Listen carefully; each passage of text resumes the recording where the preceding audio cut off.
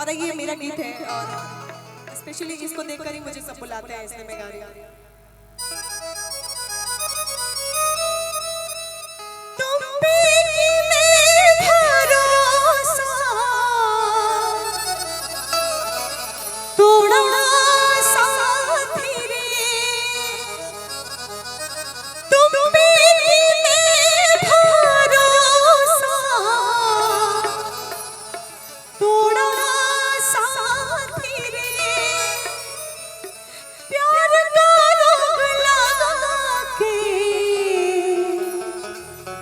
छोड़ा साथी रे,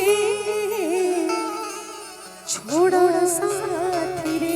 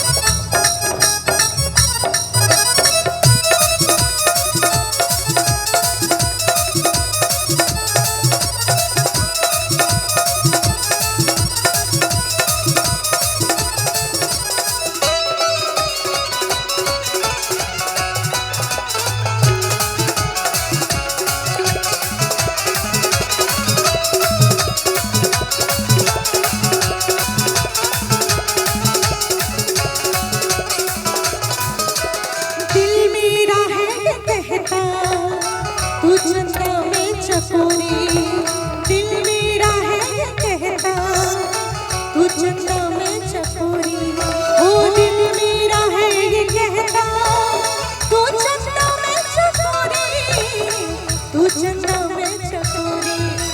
बेहोश में पड़ी नजर न मोड़ा साथी रे, बेहोश में पड़ी नजर न मोड़ा साथी रे। प्यार का रोग लगा के छोड़ा साथी रे, छोड़ा साथी रे।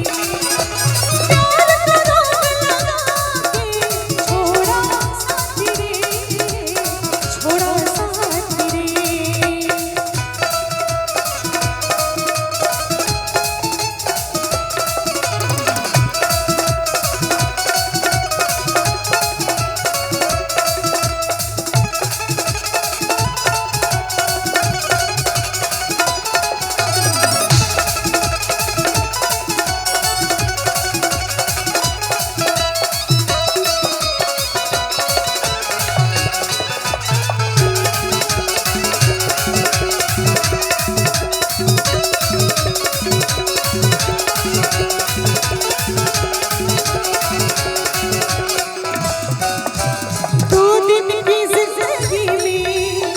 जीना मुझे सिखाया, 2 दिन की